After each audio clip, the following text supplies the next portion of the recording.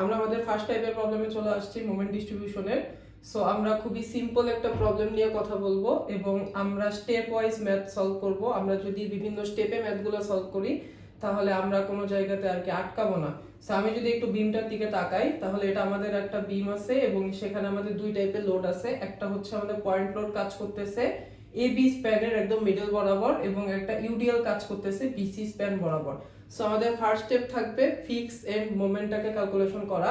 So fix and moment নিয়ে আমার প্রথম ভিডিও দেওয়া আছে, কেউ যদি এটা নিয়ে কনফিউজ থাকো তাহলে ওই ভিডিওটা দেখতে পারো। সো ফিক্সড এন্ড মোমেন্টের ক্ষেত্রে আমরা যেটা জানি সেটা হলো যদি পয়েন্ট লোড কাজ করে এবং সেটা যদি একদম মিডল বরাবর কাজ করে তাহলে আমাদের ফিক্স এন্ড মোমেন্টের ভ্যালুটা হয় WL ডিভাইডেড বাই 8। সো এ পয়েন্টটা আমরা অ্যান্টি ক্লকওয়াইজ ধরছি, বি পয়েন্ট আমরা ক্লকওয়াইজ ধরছি। সো তুমি উল্টাটা ধরতে পারো। আমরা সাধারণত যে সাইন কনভেনশনটা এখানে ফলো করতেছি সেটা হলো অ্যান্টি ক্লকওয়াইজ আমরা নেগেটিভ নিয়ে কাজ করব এবং ক্লকওয়াইজ আমরা পজিটিভ নিয়ে কাজ করব। সো আমরা যদি একটু দেখি যে M A B is equal to কি minus WL divided by 8। Minus কেন আসলো? মাইনাস আসলো আমার অ্যান্টি ক্লকওয়াইজ মোমেন্টের জন্য।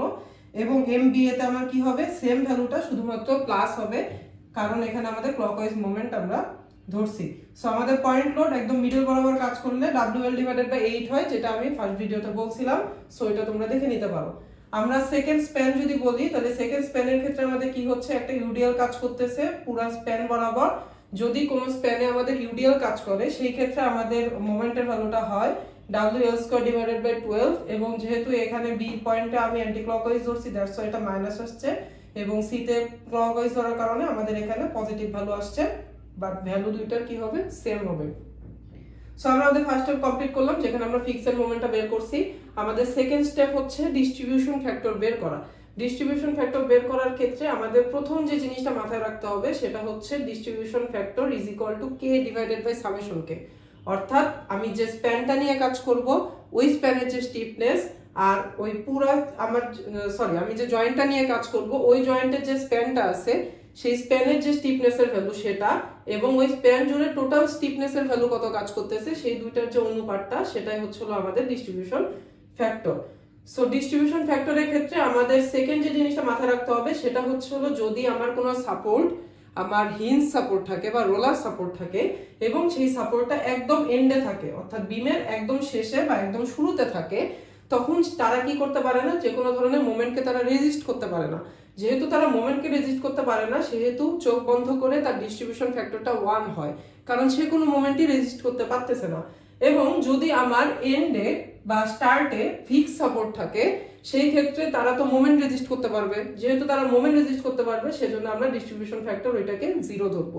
সো তিনটা জিনিস বলছি, একটা হচ্ছে নর্মাল ক্ষেত্রে যখন আমরা স্প্যান নিয়ে কাজ করব তখন ডিস্ট্রিবিউশন ফ্যাক্টরের value K divided by summation K হবে। আমরা দেখবো এখানে আরো ক্লিয়ার হবে তখন। যদি আমাদের এন্ড সাপোর্ট বা স্টার্ট সাপোর্টটা হিঞ্জ সাপোর্ট হয় তাহলে চোখ বন্ধ করে আমি ডিস্ট্রিবিউশন ফ্যাক্টর 1 বসাই দিব, আর যদি সেটা ফিক্স সাপোর্ট হয় তাহলে চোখ বন্ধ করে আমি ডিস্ট্রিবিউশন ফ্যাক্টর 0 বসাই দিব।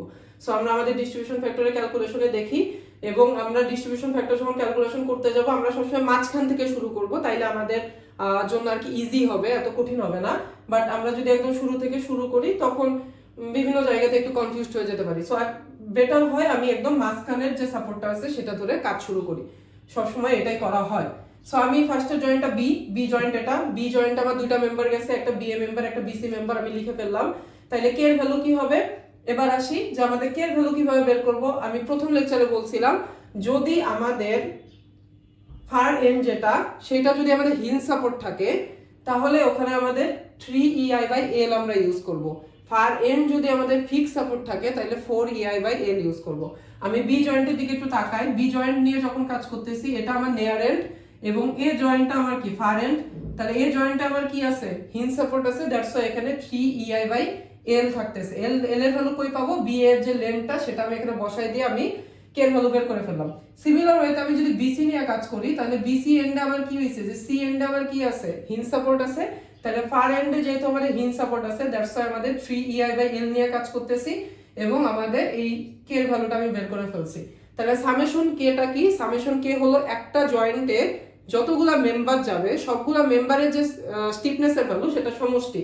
তাহলে বি জয়েন্টে আমার মেম্বার কয়টা ছিল? বি এ ছিল, বিসি ছিল, তাহলে ওইটার আমার ভ্যালু কি ছিল? 0.75 EI, সেজন্য আমাদের সামেশন কে কত হইল? 1.5 EI, অর্থাৎ 0.75 যোগ 0.75 is equal two 1.5। Okay, distribution factor কি বলছিলাম, কে ডিভাইডেড বাই সামেশন কে। তাহলে কে এর ভ্যালু এখানে কত 0.75, এখানে হলো সামেশন কে 1.5। তাহলে 0.75 কে যদি আমি 1.5 দিয়ে ভাগ দেই, সরি এখানে EI টা থাকবে না, তাহলে 0.75 কে যদি আমি 1.5 দিয়ে ভাগ দেই তাহলে আমার কি ভ্যালু আসবে, ডিস্ট্রিবিউশন ফ্যাক্টরের ভ্যালু আসবে, সেটা আমার কত আসছে 0.5। সিমিলার জিনিস এখানেও 0.75 কে 1.5 দিয়ে ভাগ দিলে আমি 0.5 পাইছি। সো বি জয়েন্টে আমার ডিস্ট্রিবিউশন ফ্যাক্টর বের করা শেষ। এবার এ জয়েন্টে আসি। একটু আগে কি বলছিলাম, যদি আমাদের এন্ড সাপোর্ট বা স্টার্টিং যে সাপোর্টটা আছে সেটা যদি হিঞ্জ হয়, চোখ বন্ধ করে আমি ডিস্ট্রিবিউশন ফ্যাক্টর 1 বসাবো। সো আমি এই জয়েন্টটা দেখি, এই জয়েন্টটা আমার কোন জায়গাতে, এই জায়গাতে না, তাহলে এই জয়েন্টটা যদি এই জায়গাতে হয় তাহলে এটা কি আমার হিঞ্জ সাপোর্ট না, যেহেতু এটা আমাদের হিঞ্জ সাপোর্ট এবং এটা আমাদের একদম স্টার্টে আছে, সেজন্য আমি এখানে কি দিলাম, ডিস্ট্রিবিউশন ফ্যাক্টর 1 দিয়ে দিলাম। সিমিলার ওয়েতে আমি সি জয়েন্টটা নিয়ে কাজ করি। সি জয়েন্টের দিকে যদি তাকাই তাহলে এই সি জয়েন্টটা কি আমার, এই সি জয়েন্টটা হচ্ছে হলো আমাদের হিঞ্জ সাপোর্ট এবং এটা এন্ড সাপোর্ট। সেই ক্ষেত্রে আমাদের এখানে কি আছে, হিঞ্জ সাপোর্ট থাকার কারণে আমি ডিস্ট্রিবিউশন ফ্যাক্টর এখানেও 1 দিয়ে দিলাম। সো আমার দুইটা স্টেপ কমপ্লিট করছি, একটা হলো ফিক্সড মোমেন্ট বের করছি, একটা হলো আমাদের ডিস্ট্রিবিউশন ফ্যাক্টর বের করছি। এইভাবে স্টেপ ওয়াইজ সলভ করলে আই হোপ তোমাদের ক্লিয়ার হবে। সো আমরা আমাদের থার্ড স্টেপে চলে যাব, যেখানে আমরা একটা টেবিল তৈরি করব। স্টেপ 3 তে আমরা মোমেন্ট ক্যালকুলেশন করব। আমি মোমেন্ট ক্যালকুলেশনের জন্য একটা টেবিল রেডি করছি। সো এই টেবিলটা রেডি করছি সাধারণত আমার যে যে জয়েন্ট আছে সেই কয়েকটা আমি কলাম দিছি আর কি, লাইন দিছি, এবং সেই লাইনে আমার কি ডিফাইন করতেছে, এতটুকু অংশ ডিফাইন করতেছে এবি, এই বি থেকে ডিফাইন করতেছে বিএ, এখান থেকে ডিফাইন করতেছে বিসি এবং এখান থেকে ডিফাইন করতেছে সিবি। সো আমি এইভাবে একটা টেবিল তৈরি করে দিছি এবং একদম লাস্টে আমি রিমার্কস বা কমেন্ট কিছু একটা লিখছি। সো সবার আগে আমি যেটা করছি সেটা হলো আমার ডিস্ট্রিবিউশন ফ্যাক্টর। তাহলে ডিস্ট্রিবিউশন ফ্যাক্টরটা আমি কোথায় পাইছি, আমরা স্টেপ 2 তে অলরেডি ডিস্ট্রিবিউশন ফ্যাক্টরটা বের করছি। সো এই পয়েন্টে আমি লিখছি এবি এর ডিস্ট্রিবিউশন ফ্যাক্টর, এখানে বিএ, এখানে বিসি এবং এখানে সিবি এর ডিস্ট্রিবিউশন ফ্যাক্টরটা আমি লিখে দিছি। তারপরে আমরা ফিক্সড মোমেন্ট, যেটা আমরা স্টেপ 1 এ ক্যালকুলেশন করছি, সেই অনুযায়ী আমি ফিক্সড মোমেন্টটা বসাই দিছি। সো এখন আমাদের জিনিসটা বুঝতে হবে, আমি যদি বিমের দিকে তাকাই যে এই জয়েন্টটাতে আমার কি আছে, একটা হিঞ্জ সাপোর্ট আছে এবং এই হিঞ্জ সাপোর্টটা আমার কি এন্ড সাপোর্ট হিসেবে কাজ করতেছে বা স্টার সাপোর্ট হিসেবে কাজ করতেছে, যেটাই বলি না কেন। তাহলে এইখানে এই সাপোর্টটা আমার কি কোনো ধরনের মোমেন্ট রেজিস্ট করতে পারবে, পারবে না, কারণ এটা আমার এন্ড সাপোর্ট এবং এইখানে আমাদের হিঞ্জ সাপোর্ট আছে। যদি এটা ইন্টারমিডিয়েট থাকতো তখন কিন্তু পারতো। সো এটা নিয়ে আমি আসতেছি ধীরে ধীরে। যেহেতু এটা একদম এন্ডে আছে সেই কারণে আমার এটা কোনো মোমেন্ট রেজিস্ট করতে পারবে না। যেহেতু রেজিস্ট করতে পারবে না, সেহেতু এইখানে আমাদের যে ফিক্সড মোমেন্টটা আমার আছে সেটাকে আমাকে নিউট্রালাইজ করতে হবে। তাহলে আমি ফিক্সড মোমেন্ট এই এ পয়েন্টে কত পাইছিলাম, -5। তাহলে আমি -5 এর সাথে ওইখানে যদি আমি +5 মোমেন্ট অ্যাপ্লাই করি তাহলে এই -5 এবং এই +5 মিলে আমার কত হয়ে যাবে, 0 হয়ে যাবে। অর্থাৎ এই জায়গাতে কোনো ধরনের মোমেন্টই থাকবে না, যেটা আমার দরকার ছিল। সো আমি এখানে কি করছি, +5 মোমেন্ট অ্যাপ্লাই করছি। অ্যাপ্লাই করার পর আমি একদম প্রথম লেকচারে ক্যারি ওভার মোমেন্ট বলে একটা টার্ম বলছিলাম, যে আমি যে মোমেন্টটা ক্যারি করতেছি বা আমি যে বস্তুটা ক্যারি করতেছি সেটা যদি আমি আরেকজনকে অর্ধেক দিয়ে দেই তাহলে আমার উপর লোড কমে, আমি ব্যালেন্স করতে পারি নিজেকে, তাই না? সো এইখানে আমাদের কি হবে, এইখানে আমি +5টা অ্যাপ্লাই করছি, আমি যে মোমেন্টে অ্যাপ্লাই করছি তার 50% কে আমি কি করব, আমার পাশের মোমেন্টে ক্যারি ওভার করে দিব। সো আমি কি করছি, আমার এই +5 এ 50% যেটা 2.5 আমি পাশেরটাতে ট্রান্সফার করে দিছি। সো আমি এবার সি এন্ডটা নিয়ে কাজ করি। তাহলে সি পয়েন্টের দিকে যদি আমি তাকাই তাহলে এইখানেও আমার কি হিঞ্জ সাপোর্ট আছে এবং এটা আমার কি একটা এন্ড সাপোর্ট হিসেবে কাজ করতেছে। যেহেতু এখানে এন্ড সাপোর্ট এবং এন্ডে আমার হিঞ্জ সাপোর্ট আছে, that's why say moment carry করতে পারবে না, মোমেন্ট রেজিস্ট করতে পারবে না। তাহলে সে যদি মোমেন্ট রেজিস্ট করতে না পারে তাহলে আমি এখানে অলরেডি কি +2.67 তাকে দিয়ে রাখছি। সো এটাকে আমাকে নিউট্রালাইজ করতে হবে। তাহলে আমি কি করব, -2.67 এখানে অ্যাপ্লাই করব। অর্থাৎ এখানে ক্লকওয়াইজ 2.67 ছিল, আমি অ্যাপ্লাই করছি অ্যান্টি ক্লকওয়াইজ 2.67, যার কারণে এই ক্লকওয়াইজ এবং এই অ্যান্টি ক্লকওয়াইজ মিলে জিনিসটা নিউট্রালাইজ হয়ে যাবে, 0 হয়ে যাবে। এবং যেহেতু আমি এখানে অ্যাপ্লাই করছি এবং এটা আমার কি হিঞ্জ সাপোর্ট, সো সে কি করবে, তার 50% পাশের জনকে ক্যারি ওভার করে দিবে। সো এই 2.67 এর 50% হলো -1.335, যেটা আমার পাশের যে জয়েন্টটা আছে বা সাপোর্টটা আছে সেখানে সে ট্রান্সফার করে দিছে।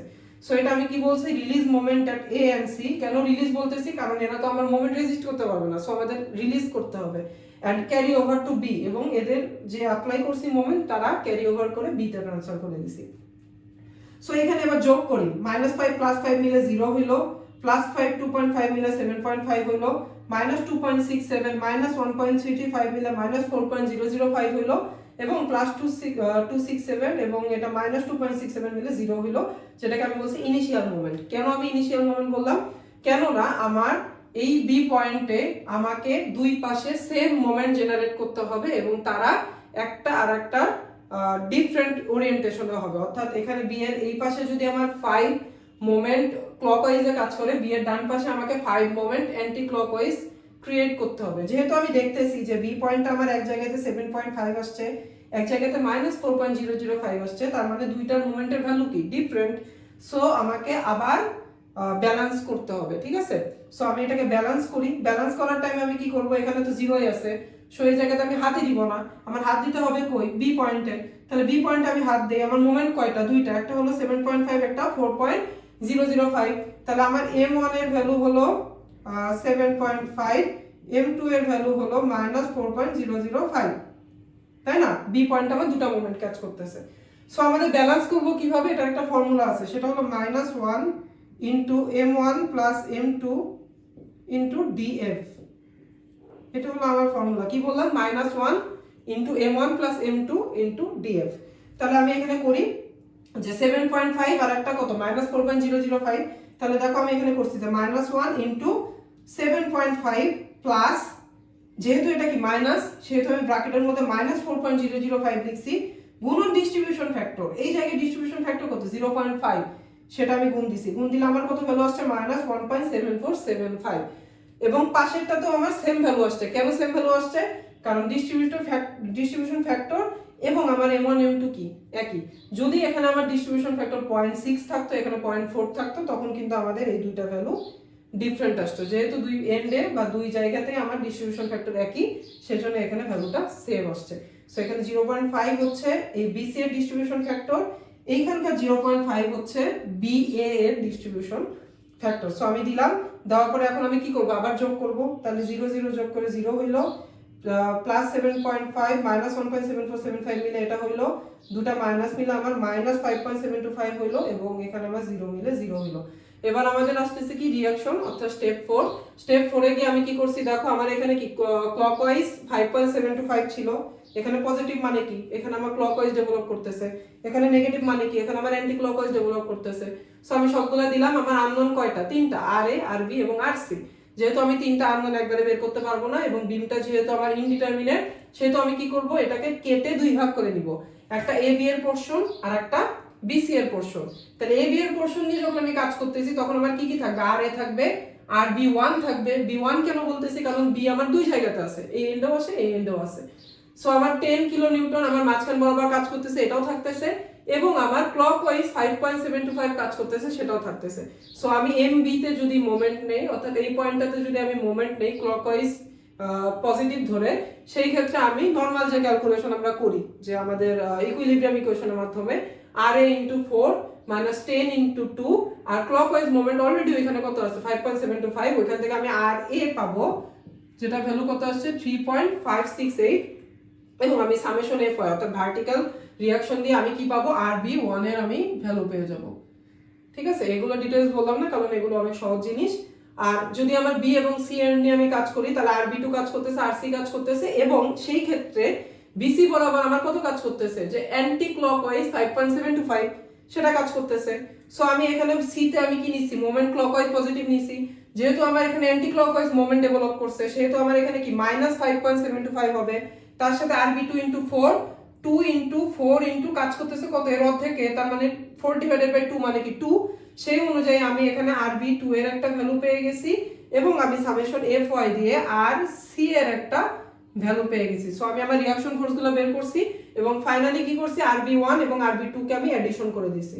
তাহলে আর বি 1 ছিল কত, 6.432, এবং আর বি 2 ছিল 5.431। এই দুটাকে যোগ করে আমি আর বি এর একটা ভ্যালু পাইছি 11.863। এবার আমরা শিয়ার ফোর্স এবং বেন্ডিং মোমেন্ট ড্র করা দেখব। আমরা আরসি একটু ভুল করছিলাম, আরসি এর ভ্যালু আমরা লিখছিলাম 0.569, ওটা একটু এডিট করে নাও, একটু ক্যালকুলেশনে ভুল ছিল, ওটা হবে 2.569। ওকে, সো এখন আমরা আমাদের লাস্ট স্টেপে চলে আসছি, সেটা হলো এসএফডি বিএমডি ড্র করতে হবে। আমরা আমাদের যা ক্যালকুলেশন করছি এখন পর্যন্ত সব জিনিসগুলো এখানে লিখলাম, যে আমার আর এ কাজ করতেছে 3.568 যেটা আমরা ক্যালকুলেশন করে বের করছি, আর বি কাজ করতেছে 11.863 এবং আর সি কাজ করতেছে 2.569। এখানে একটা পয়েন্ট লোড আছে, এখানে একটা ইউডিএল আছে, এইখানে আমাদের কি আছে মোমেন্ট ডেভেলপ করতেছে একটা ক্লকওয়াইজ এবং আরেকটা অ্যান্টি ক্লকওয়াইজ। সো আমাদের ফার্স্টে যখন আমরা এসএফডি ড্র করব আমাদের খুবই সহজ। দেখো এই জায়গাটাতেই আমাদের সবচেয়ে বেশি কনফিউশন থাকে যে আমরা কিভাবে করব, বাট টোটাল জিনিসটা খুবই সহজ, একটু মনোযোগ দাও। তাহলে সবার আগে কি এসেছে যে 3.568 উপরে উঠছে, সো আমি উপরে 3.568 তুলে দিলাম। ওকে, এবার এখানে কোনো লোড নাই, দ্যাটস আমি একটা হরাইজন্টাল লাইন টানছি, 10 কিলোনিউটন নিচের দিকে নামছে, আমি 10 কিলোনিউটন নিচের দিকে নামাই দিলাম। তাহলে আমার 3.568 মাইনাস 10 করলে কত হয় 6.432, অর্থাৎ এই পয়েন্টটা 6.432 পয়েন্টে এসে সে থামছে। থামার পরে দেখো এখানে আর কোনো ধরনের লোড নাই, দ্যাটস আমি আরেকটা হরাইজন্টাল লাইন টানছি। ওকে, তাহলে এই পয়েন্টটাও আমার সেম পয়েন্ট।